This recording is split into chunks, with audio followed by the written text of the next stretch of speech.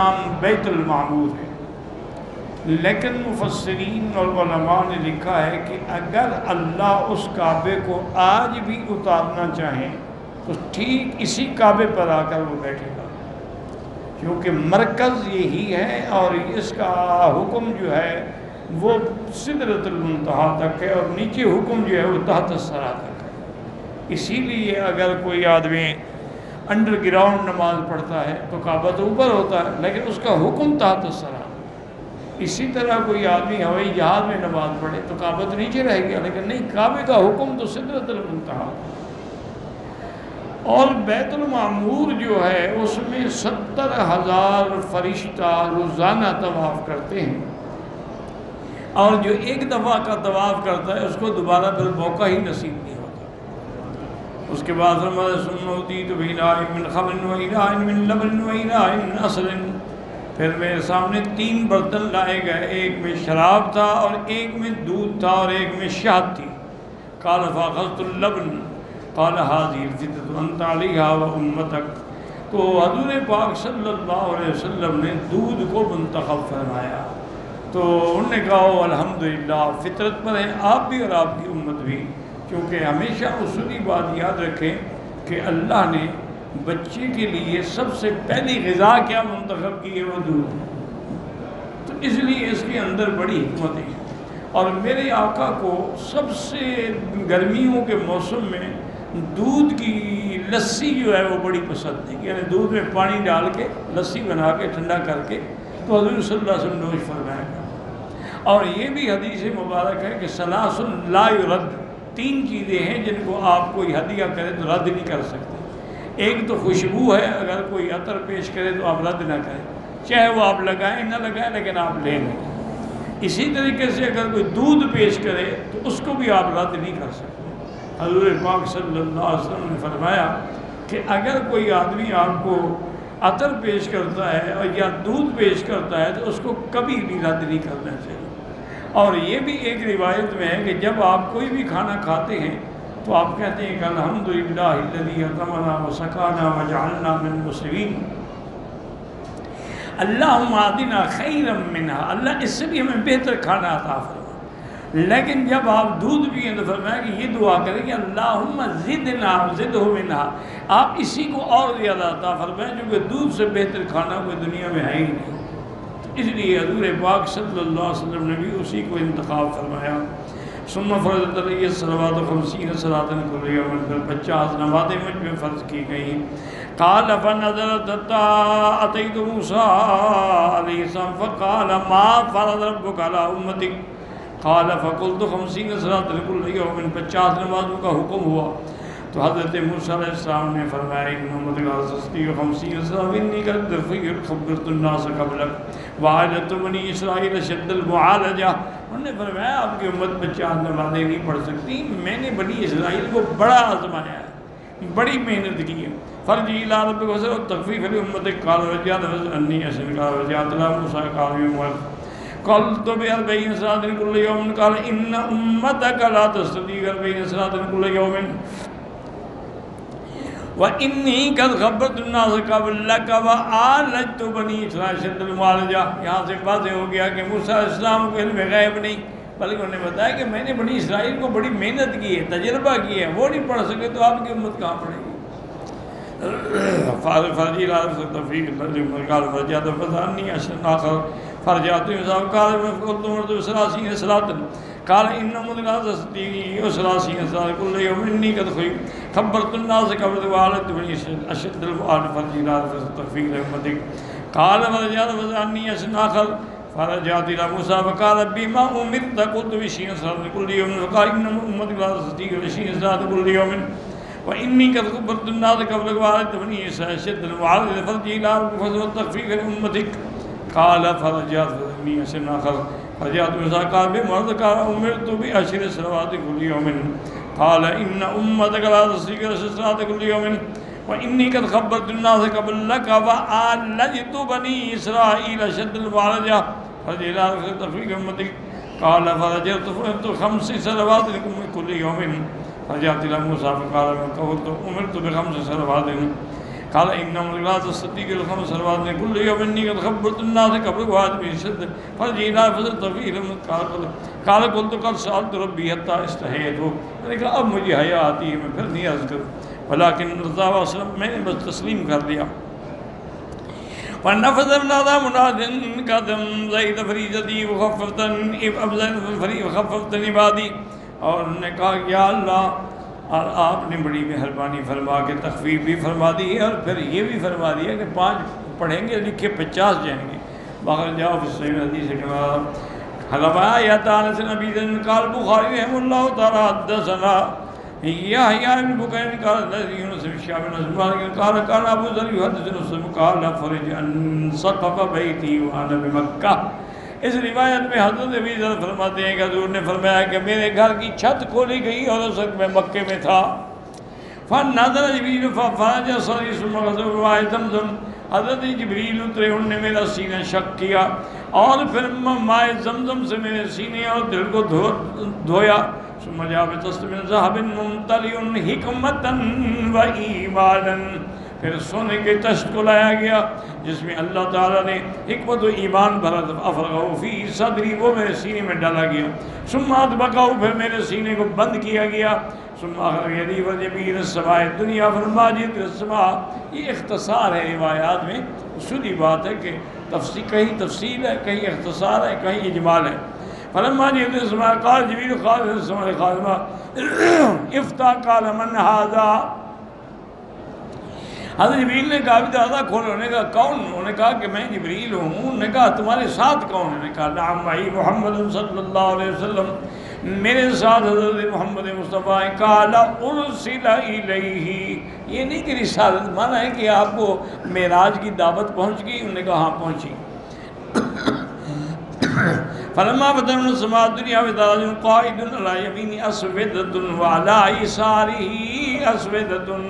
جب پہلے آسمان میں ہم پہنچے میں نے دیکھا کہ ایک آدمی بیٹھا ہے، اس کے دائیں ہاتھ پر بھی ایک جماعت ہے اور بائیں ہاتھ پر بھی ایک جماعت ہے لوگوں کی.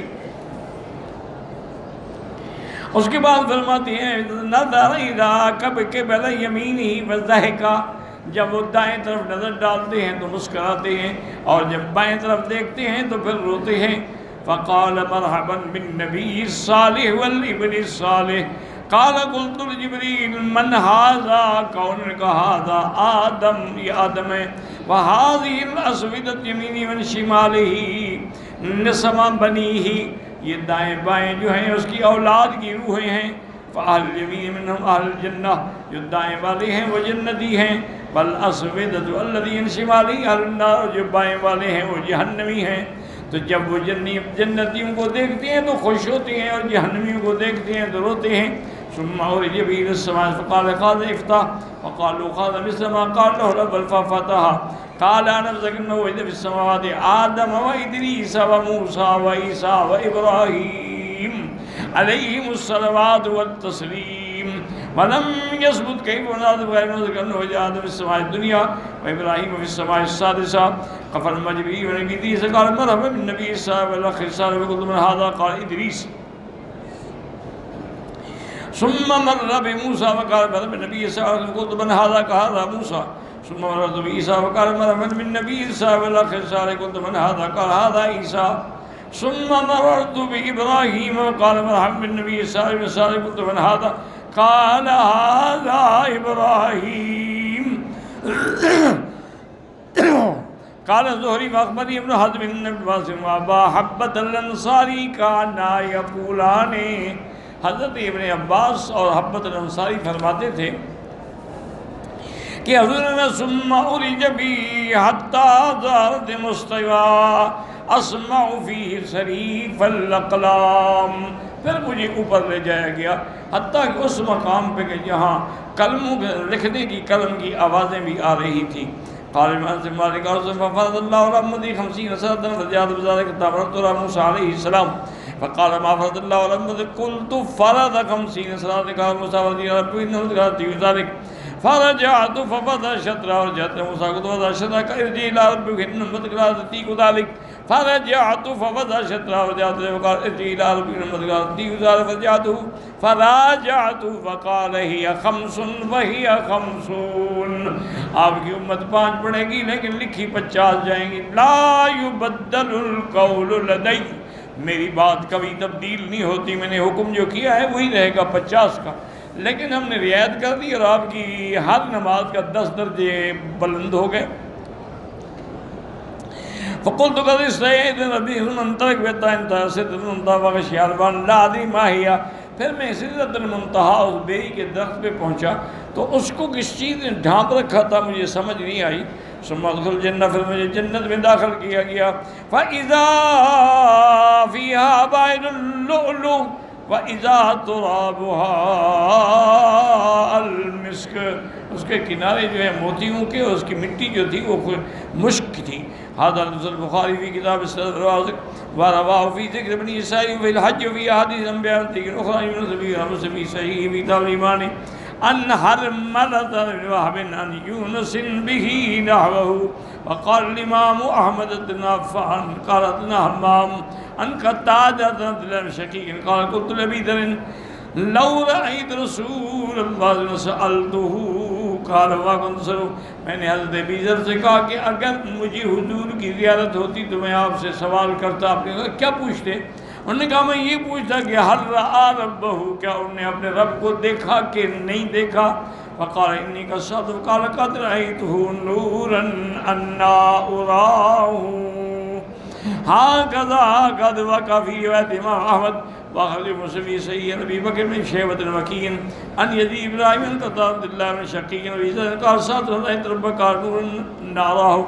وعن محمد بن بشار معاذ بن هشام قال حدثنا ابي قتادة عبد الله بن شقيق قال قلت لأبي ذر لو رأيت رسول الله سألته وقال أي شيء كنت قال كنت أسأل هل رأيت ربك قال سألته فقال رأيت نورا، میں نور دیکھا. روایت انس عن ابی بن کعب الانصاری رضی اللہ تعالیٰ عنہ قال عبد الله بن امام احمد حدثنا محمد صاحب محمد بن المسمی مصیبی حدثنا انس بن عیاض قال يونس بن ذي قال ابن شان قال ابی بن کعب حدثنا قال فرج السقف بیتی، میرے گھر کی چھت کھولی گئی ہوا نبی مکہ تھا. فنظر جبریل فرج صدری ثم غسل من ماء زمزم ثم جاء بطست من ذهب ممتلئ حكمة وإيمان ففرغها في صدري ثم أطبقه ثم أخذ بيدي فرج به إلى السماء. فلما جاء السماء رجل عن يمينه أسودة وعن يساره أسودة نظر قبل يمينه تبسم وإذا نظر قبل يساره بكى. فقال مرحبا بالنبي الصالح والابن الصالح. قال قلت جبريل من هذا؟ قال هذا آدم وهذه الأسودة التي يمينه نسم بنيه قال يمينه أهل الجنة والأسودة التي هم أهل النار. فإذا نظر قبل يمينه زهق وإذا نظر قبل يساره بكى. قال ثم جبريل طاعت السماء الثانية فقال افدى قال خازم مثل ما قال خازم الدنيا فضله. قال انس فذكر انه وجد في السماوات آدم وإدريس وموسى وإبراهيم وعيسى عليهم الصلاة والسلام كهف نازل غير ذكر انه وجد آدم في السماء الدنيا وإبراهيم في السماء الثالثة. فلما جبريل سمع رسولا بإدريس قال مرحبا بالنبي صلى الله عليه وسلم. قال قلت من هذا يا جبريل؟ قال إدريس. قال ثم موسى قال مرحبا بالنبي صلى الله عليه وسلم والأخ الصالح. فقلت من هذا؟ قال هذا موسى. ثم مررت بعيسى قال مرحبا بالنبي صلى الله عليه وسلم والأخ الصالح. قلت من هذا؟ قال هذا عيسى بن مريم. قال ثم مررت بإبراهيم قال مرحبا بالنبي الصالح والابن الصالح. قلت من هذا؟ قال هذا إبراهيم. قال ابن شهاب وخبرني ابن حزم أن ابن عباس وحبة الأنصاري كانا يقولان قال ثم رجبي حتى ظهرت لمصطفى أسماء صريف الأقلام. قال ابن عاصم قال ثم فرض الله على أمتي 50 صلاة فرجعت بذلك حتى ولد موسى قال ماذا فرض ربك عليهم؟ فرض عليهم 50 صلاة. وقال موسى راجع ربك فإن أمتك لا تطيق ذلك. قال راجعت ربي ففرض 10 فرجعت موسى قال ارجع إلى ربك وإن أمتك لا تطيق ذلك. قال 55 لا يبدل القول الذي قال فرجعت إلى موسى وقال رجل قلت فقد استحييت بربي. قال ثم انطلق بي حتى سدرة المنتهى فغشي الوان ما أدري ما هي. قال ثم دخلت الجنة فإذا فيها جنابذ اللؤلؤ وإذا ترابها المسك. هكذا روى عبد الله في مسند أبيه وليس هو في شيء من الكتب الستة وقد كتب السيد يونس الزهري عن أنس النبي مثل هذا السياق سواء والله أعلم. اب یاد رکھیں کہ قصہ معراج میں اسی لیے مفسر اتنی روایات جمع کر رہے ہیں کہ اس کے اندر بڑا اختلاف ہے. پہلا اختلاف تو یہ ہے کہ کیا معراج روحانی تھا یا جسمانی تھا. تو ایک بات سمجھ لیں کہ جمہور امت کا، صحابہ کا، تابعین کا، محدثین کا، مجتہدین کا، علماء کا اتفاق ہے کہ معراج جسمانی تھا. ویسے میرے آقا کو اور بھی معراج روحانی ہوئے ہیں، حتیٰ کہ علامہ سیوطی نے لکھا ہے کہ 22 معراج ہوئے، لیکن جسمانی معراج ایک ہوا ہے اور وہ مکے سے ہوا ہے اور ہجرت سے 2 سال پہلے. ایک بات طے ہو. اب دوسری بات یہ ہے کہ بھئی حضرت موسیٰ علیہ السلام نے تو حضور کو مشورہ دیا کہ اللہ سے امت کے لیے رعایت مانگیں. عیسیٰ علیہ السلام نے مشورہ نہیں دیا، حالانکہ عیسیٰ علیہ السلام کا زمانہ تو حضور کے زیادہ قریب ہے. حضور اور حضرت عیسیٰ علیہ السلام کے درمیان میں 600 سال ہیں اور حضرت موسیٰ علیہ السلام سرکار کے درمیان میں 1200 سال کا فاصلہ ہے. تو موسیٰ علیہ السلام تو مشورہ دے رہے ہیں، لیکن عیسیٰ علیہ السلام نے مشورہ نہیں دیا. تو اس کی کیا وجہ ہے؟ اس لیے یاد رکھیں علماء نے لکھا کہ عیسیٰ علیہ السلام کو تو امت میں کام کرنے کا موقع ہی نہیں ملا، اللہ نے آسمانوں پہ اٹھا لیا. جب وہ واپس آئیں گے تو اس وقت وہ تابع ہوں گے شریعت محمد مصطفیٰ صلی اللہ علیہ وسلم. وہ بحیثیت نبی نہیں آئیں گے، بحیثیت امتی آئیں گے اور حضور پاک کے دین پہ ہوں گے، حضور پاک کے طریقے پہ ہوں گے. اور سب سے اترنے کے بعد پہلی نماز جو ہے امام مہدی کے پیچھے پڑھیں گے، تاکہ دنیا پہ واضح ہو جائے کہ میں کوئی نئی نبوت لے کے نہیں آیا ہوں، میں تو حضور کی شریعت کو نافذ کرنے کے لیے آیا ہوں. زیادہ ابتلاء کا دور جو گزارا ہے وہ موسیٰ علیہ السلام نے گزارا ہے بنی اسرائیل کے ساتھ. اس لیے موسیٰ علیہ السلام نے مشورہ دیا اور عیسیٰ علیہ السلام نے مشورہ نہیں دیا. اچھا، اب تیسرا مسئلہ جو ہے اختلاف کا وہ یہ ہے کہ کیا حضور پاک نے، سرکار دو عالم نے اپنے رب کو دیکھا ہے یا نہیں دیکھا ہے؟ بعض صحابہ تو فرماتے ہیں کہ نہیں دیکھا، لیکن جمہور صحابہ اس میں بھی یہی کہتے ہیں کہ نہیں، کلام اللہ نے موسیٰ علیہ السلام کو عطا فرمایا اور رؤیت جو ہے وہ اللہ نے محمد مصطفیٰ کو عطا فرمایا کہ آپ کو دیدار بھی ہوا ہے. اور یہ بھی ثابت ہو گیا کہ جب دیدار ہوا ہے تو کلام بھی تو ہوا ہے. نمازیں کتنی فرض ہوئی، پھر معاف ہوئی، پھر فرض ہوئی، پھر معاف ہوئی. تو معنی یہ ہے کہ کلام بھی ہوا اور رؤیت بھی آپ کو نصیب ہوئی. تو حضور صلی اللہ علیہ وسلم کا باقی یہ اختلاف کرنا، جیسے بی بی عائشہ صدیقہ استدلال کرتی تھی کہ جب قرآن کہتا ہے کہ اللہ کو کوئی نہیں دیکھ سکتا تو حضور نے کیسے دیکھ لیا؟ قرآن میں تو ہے کہ لا تدرکہ الابصار، اللہ کو کوئی آنکھ جو ہے احاطے میں نہیں لا سکتی ہے. تو اس کا علماء نے جواب دیا کہ بی بی یہ مسئلہ جو ہے دنیا میں رہتے ہوئے، زمین پہ رہتے ہوئے کوئی خدا کو نہیں دیکھ سکتا. حضور نے تو آسمانوں پہ دیکھا ہے، اس کا اس آیت سے کیا تعارض ہے؟ اور قیامت والے دن ہر مسلمان خدا کو دیکھے گا. حضور نے خود فرمایا انکم سترون ربکم ولا تضامون فی رؤیتہ، تم سب اپنے رب کو انشاءاللہ دیکھو گے اور اللہ کی دیدار میں تمہیں کوئی شک بھی نہیں ہوگا. اللہ زیارت بھی کرائیں گے اور اپنے بندوں پہ سلام بھی فرمائیں گے کہ سلام قولا من رب الرحیم. تو اس لیے ہمیشہ یاد رکھیں. تو یہ بھی ثابت ہو گیا کہ معراج جسمانی ہے، یہ بھی ثابت ہو گیا کہ رؤیت ربانی ہے، یہ بھی ثابت ہو گیا کہ موسیٰ علیہ السلام کا چونکہ قوم سے پالا پڑا تھا اس لیے انہوں نے حضور صلی اللہ علیہ وسلم کو مشورہ دیا ہے. اور حضور صلی اللہ علیہ وسلم کے بار بار کہنے سے یہ بھی ثابت ہو گیا کہ اللہ نے اسی ایک معراج میں حضور کو کئی معراج کرا دیے ہیں. کیوں؟ آتے تھے پھر جاتے تھے، آتے تھے پھر جاتے تھے.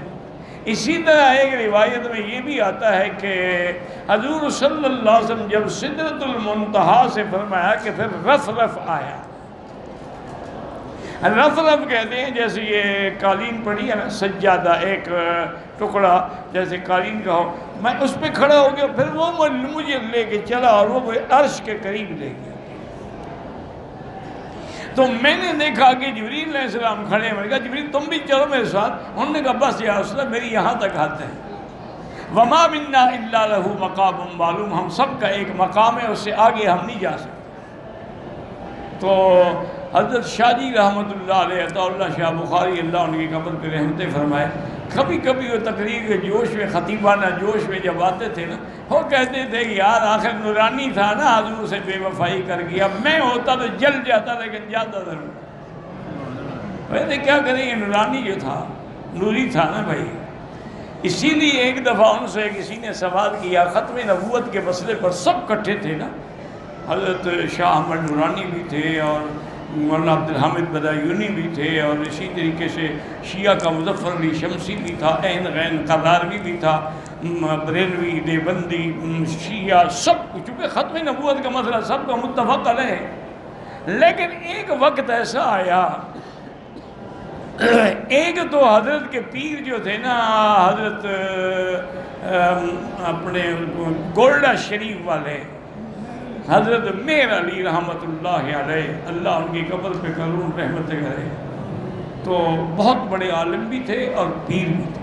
عالم بھی بہت بڑے تھے، اور ان کا کتب خانہ جو ہے نا اتنا بڑا تھا کہ اس کو دیکھنے کے لیے علامہ انور شاہ کاشمیری بھی گئے تھے صرف کتب خانے کی زیارت کرنے کے لیے. تو حضرت عطا اللہ شاہ بخاری کی بیعت تھی حضرت پیر مہر علی شاہ سے، ان کے پیر تھے. ختم نبوت کی تحریک چل رہی تھی تو گرفتاریاں ہو رہی تھیں اور گولیاں چل رہی تھی. تو شاہ جی گئے تو انہوں نے کہا کہ حضرت آپ ہماری قیادت کریں، جب آپ آگے ہوں گے تو پھر پورا پاکستان الٹ پڑے گا. تو حضرت نے فرمایا کہ شاہ جی ماں ان تحریکوں میں حصہ نہ لے سکنا، یعنی میں ایسی تحریکوں میں نہیں جاتا جہاں گولیاں چلتی ہیں. تو آپ کھڑے ہو گئے، فرمایا جب میری بیعت بھی فسخ کر دیں، اگر آپ میرے نانے کی نبوت کے لیے گولی نہیں کھا سکتے، میں بھی آپ کو پیر نہیں مانتا. یہ کیسے پیر ہیں آپ، جس نبی کے نام پر سب کچھ آپ کو ملتا ہے اس کے لیے مرنے سے ڈرتے ہیں؟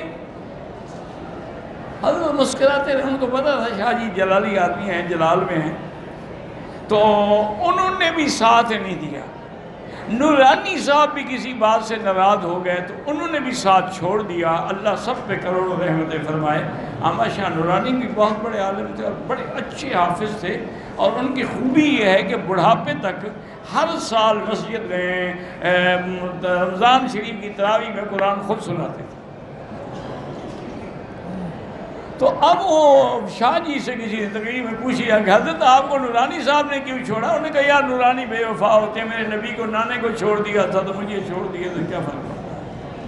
انہوں نے کہا یہ نورانی ہوتے ہی بے وفا ہیں، میرے نبی کو بھی تو چھوڑ دیا تھا سدرۃ المنتہا پہ، ان نے ہمیں بھی چھوڑ دیا، تو کوئی نئی بات تو نہیں ہے. تو یہ بہرحال ایک لطیفہ تھا.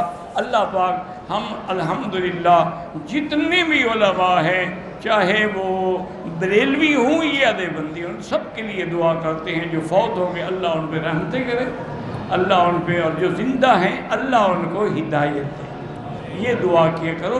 یہ لوگ اگر پٹڑی پہ آ گئے نا تو کام بن جائے گا. علامہ ابن القیم نے لکھا ہے کہ حل افسد الدین الا الملوک سوء احبار و رہبانها، کہ دین کو برباد کرنے والی تین طاقتیں ہوتی ہیں، یا بادشاہ بے دین ہو تو دین ختم ہو جاتا ہے، یا مولوی بے دین ہو جائے یا پیر بے دین ہو جائے تو پھر بھی دین ختم ہو جاتا ہے. تو یہ حقیقت میں دین کے انجن ہے نا. اگر انجن ہی فیل ہو گیا تو ڈبے تو کھڑے ہو جائیں گے. اور یہ چھوٹی چھوٹی باتوں پہ اختلاف کرتے ہیں. اچھا اکیلے بیٹھے تو مانتے ہیں، اکیلے بیٹھے ہیں تو پھر مانتے ہیں کہ بھئی، حتیٰ کہ دیکھیں نا خواجہ غلام فرید کتنا بڑا پیر تھا. خواجہ غلام فرید قریجہ پاک پٹن والے، یعنی چاچڑا شریف اور پاک پٹن. تو ان سے کسی نے پوچھا کہ حضرت کیا اللہ کے نبی خاتم الانبیاء بھی عالم الغیب ہیں؟ تو حضرت پیر صاحب نے فرمایا کہ علم غیب خاصہ ہے خداست، غیب اللہ کا خاصہ ہے، خاصۃ الشیء لا یوجد فی غیرہ، اور خاصہ کا معنی یہی ہوتا ہے کہ کسی اور میں نہ ہو، اللہ کے سوا کوئی عالم الغیب نہیں۔ پھر ایک اور مرید نے پوچھا، انہوں نے کہا جی یہ جو دیوبندی ہے یہ بھی تقریباً وہابی ہے نا 80% 90%، ان کے بارے میں آپ کی کیا رائے؟ فرمایا جو ان کے بارے میں بری رائے رکھتا ہو اس کا خاتمہ خیر نہیں ہوگا۔ یہ لوگ تھے حضرت، یہ تو آج کل پیدا ہو گئے ہیں زاغوں کے تصرف میں، عکابوں کے نشے میں، کہ کہاں جناب حضرت جلال الدین بخاری، اور کہاں محبوب سبحانی، اور کہاں حضرت بہاؤالدین زکریا، اور آج جو وارث بیٹھے ہوئے مجاورہ، خود شکل دیکھ کے پہچان لیں گے کہ کتنے بڑے بزرگ ہیں۔ بہرحال اللہ ان کو ہدایت دے، میں تو دعا کرتا رہتا ہوں، وہ مجھے چاہے گالیاں دے چاہے کچھ کریں۔